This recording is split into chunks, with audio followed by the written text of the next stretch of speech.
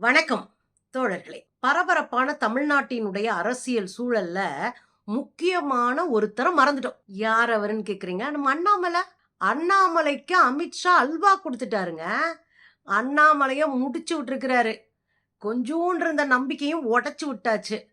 இதத்தான கருமத்தை நானும் 5-6 வருஷமா கத்திட்டு இருக்கேன்.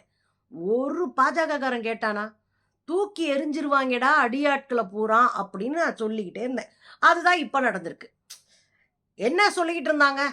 எப்படியாவது இவரை அமைச்சராக்கிருவாங்க, ஆளுநர் ஆக்கிருவாங்க, குறைந்தபட்சம் மாநிலங்களவை எம்பி ஆக்கிருவாங்க, என்னென்ன உருட்டுனானுங்க. ஒன்னும் இல்ல அப்படின்னு அல்வா கொடுத்துருச்சு.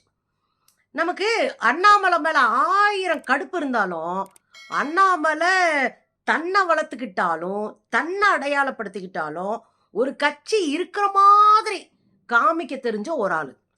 இந்த பாஜக வளர்ந்த மாதிரி காட்ட தெரிஞ்ச ஒரு ஆளு. எதையோ ஒன்ன பண்ணிட்டு தெரிஞ்சாங்க. மற்றவங்களை விட இந்த ஆள் கூடுதலா கதறிட்டு இருந்தான். எண்மண் எண் மக்கள் யாத்திரை போனாப்ல, போறோம் வரவங்கள வம்புழுக்கிறது, லைம் லைட்லயே தன்னை வச்சுக்கிறது, பாஜகவை பத்தியே பேச வச்சுக்கிட்டே இருக்குது. இதெல்லாம் பண்ணாப்ல தான். ஆனா என்ன கிடைச்சது? ஒண்ணும் இல்ல அப்படின்ற நிலைமைக்கு. 1.5 வருஷத்துக்கு முன்னாடி அதிமுகவோட கூட்டணினா நான் கட்சியில இருக்க மாட்டேனாரு. 2 வருஷம் ஆச்சு. அதிமுக கூட கூட்டணினா நான் கட்சியிலே இருக்க மாட்டேனாரு. நான் ரிசைன்மெண்ட் போயிருவேனாரு. ஆனா என்னாச்சு? அடுத்த சட்டமன்ற தேர்தல் வந்துருச்சு. அதுக்கு அதிமுகவும் பாஜகவும் கூட்டணி ஆயிட்டாங்க. அவங்க அதுல மெயினா வச்ச விஷயமே, நாங்க உங்களோட கூட்டணியில சேரணும்னா இந்த ஆட்டுக்குட்டி இருக்கக்கூடாது, ஆட்டை வெட்டி பலி கொடுத்துருங்க. அப்படிதான். அது ஒரே ரீசன் தான். மற்ற எல்லாத்துலயும் நான் சரணாகதி கூட அடைஞ்சுக்கிறேன். ஆனா ஆடு இருக்கக்கூடாது. இந்த டிமாண்டை வச்சு கூட்டணிக்கு ஓகே சொன்ன உடனே நம்ம தான் பிஜேபி பத்தி பார்த்துருக்கோமே. பிஜேபி தன்னுடைய அதிகாரத்தை வலுப்படுத்துவதற்காக யாரையும் பலி கொடுக்கும். இந்துக்களை பலி கொடுத்து குஜராத்ல ஒரு இனக்கலவரத்தை செஞ்சது.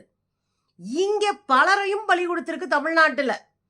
முதல்ல பொன்னாறு, 2வது எச்சராஜா, 3வது தமிழிசை, 4வதுன்னு லிஸ்ட் போயிட்டே இருக்கு.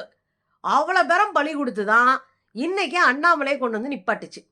கடைசியில் என்ன ஆயிடுச்சு? அண்ணாமலையை பலி கொடுத்து நயினார் நாகேந்திரனை கொண்டு வந்து நிறுத்திருக்கு. இந்த நயினார் நாகேந்திரன் ஏன் நிறுத்தினாங்கன்னா, அங்க தெற்கு மாவட்டங்கள்ல இருக்கிற முக்குளத்தோருடைய ஓட்டுகளை எல்லாம் இப்படி வாரி அள்ளிடுவாராம். அதிமுகவினுடைய முக்குளத்தோர் ஓட்டையும் சேர்த்து குறி வச்சு அள்ளிடுவாராம். அதிமுகவை எப்படியாவது அடுத்த 2026க்கு அப்புறம் தேர்தல்ன்ற வார்த்தையே அதிமுகவுக்கு வரக்கூடாதுன்னு முடிவு கட்டி ஒழிச்சு கட்டுற அடிப்படை திட்டத்தோட தான் பாஜக களமிறங்கி இருக்கு. அது தெரியாம தான் அதிமுக ஏதோ பயங்கர சாணக்கியத்தனத்தை செய்து விட்டோம்னு. சாணக்கியத்தனம்ன்றதே திருட்டுத்தனம்ன்றது ஊருக்கு தெரியும். ஆனா இந்த பீஸுகளுக்கு தெரியல. சரி, இதெல்லாம் கிடக்கட்டுங்க. கடைசியில நயினார யாரையும் தலைவராக விடாம தேர்தல் நடத்துறோன்ற பேர்ல நயினாரை மாத்திரம் அப்ளிகேஷன் போட சொல்லி அதுக்கு மட்டும் விதிவிலக்கு கொடுத்து நயினாரை தலைவராக்கியாச்சு. அதுலயும் எப்படி ஒரு கொடூரம்னு பாத்தீங்கன்னா, அண்ணாமலையை விட்டே நயினார் நாகேந்திரனுடைய அந்த ப்ரொப்போசல் இருக்கு இல்லையா, அந்த தேர்தலில் நிக்கிறேன்ற அந்த மனுவை கொடுக்க வச்சாங்க. வேற லெவலு. அதுல பாத்தீங்கன்னா நம்ம அத்தனை பெருசுங்களும் ஒவ்வொரு சந்தோஷம். ஏன்னா இந்த ஆள் தான் பெருசுங்களை அடிச்சு ஓட விட்டுட்டு இருந்தானே. பெருசுங்களை அப்புறம் ஆட்டைக்கே சேர்த்துக்கலையே. அதுல கடும் கோபத்துலதான் லெட்டர் எழுதிட்டே இருந்த பெருசுங்க அப்புறம் மொத்தமா சேர்ந்து குஷியாகி அந்த குஷியா அண்ணாமலையை வச்சே கொண்டாடி விட்டு போயிடுச்சுங்க. கடைசியில அண்ணாமலைக்கு எதுவுமே இல்ல. தலைவர் பதவியிலிருந்து அண்ணாமலை நீக்கப்பட்டார். உடனே அண்ணாமலையுடைய வாரும் அண்ணாமலையுடைய ரசிகர் பெருமக்கள் பயங்கரமா கதற ஆரம்பிச்சிட்டாங்க. ஒரு அம்மாலாம் கதறி கதறி எழுதிருந்தாங்க. போச்சு, இனி தமிழ்நாட்டை யாரு காப்பாத்த போறான்ற ரேஞ்சுக்கு அந்த கதறல் இருந்துச்சு.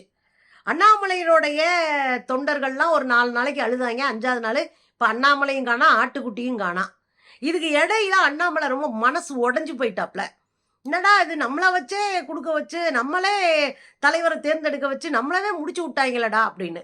அதுக்கப்புறம் அவர் வந்து கோவிச்சுக்கிட்டு ஆத்ம திருப்திக்கு மன திருப்திக்கு கோயில் கோயிலா போவோம் அப்படின்னு 6 மனமே 6ன்னு கிளம்புனார். எங்க அங்க வட இந்தியா ஃபுல்லா கிளம்பி இமயமலையில இருக்கிற எல்லா சாமியும் கும்பிட்டும் பார்த்தாரு. ஒன்னும் வாய்க்கல. அதுக்கடையில அமித்ஷா ஒரு குண்டை தூக்கி போட்டு போனார். என்னவா, அண்ணாமலைக்கு பெரியதா போஸ்டிங் இருக்குங்க, பயங்கரமான போஸ்டிங் இருக்கு தெரியுமா அப்படின்ட்டு 10ஓட 11 இத்தோட இது 1 அப்படின்னு ஒரு பொறுப்பு கொடுத்தாங்க. என்னவா, அகில இந்திய பொதுக்குழு இருக்குல்ல, பொதுக்குழுல ஒரு ஆளு.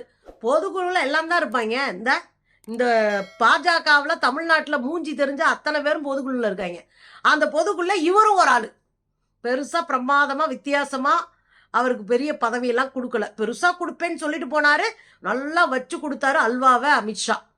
அப்ப பொதுக்குழுவுல சேர்த்து விட்டு வேற எந்த பொறுப்பும் குடுக்காம, அந்த ஆள தெருவுல அலைய வச்சு அவரும் டெல்லி போய் பார்க்குறாரு.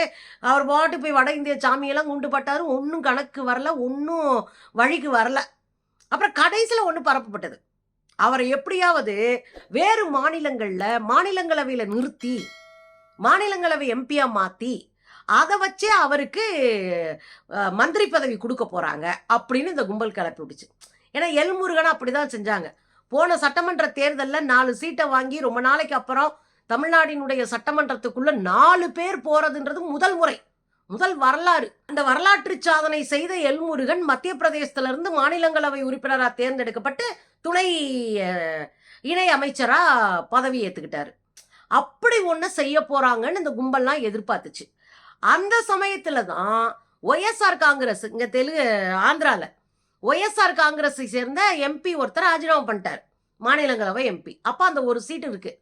அப்ப இங்க பெரும்பான்மை யாரா இருக்கா இப்போ அப்படின்னு பாத்தீங்கன்னா, அங்க சந்திரபாபு இருக்காரு.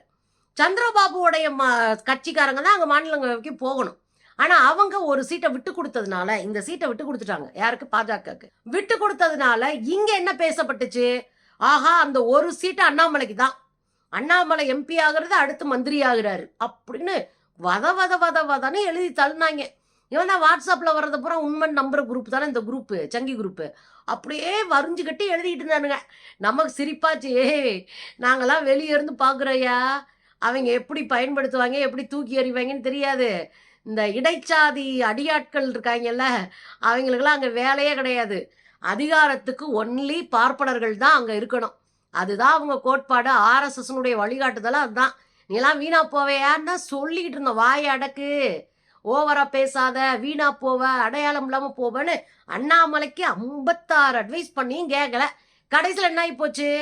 தெலுங்கானாவில் இருக்கு ஒரு சீட்டு, அதுல எப்படியாவது அண்ணாமலையை வச்சு கொண்டு போயிருவாங்கன்னு பார்த்தா நேத்து அறிவிப்பு வெளிவந்திருக்கு. தெலுங்கானாவில் அண்ணாமலை தேர்வு செய்யப்படவில்லை. பக்கா வெங்கட சத்யநாராயணா அப்படின்னு ஒருத்தர், இதனால பாஜகவினுடைய மூத்த நிர்வாகிகள ஒருத்தரா இருக்காரு இந்த மாநிலத்துல, ஆந்திரால.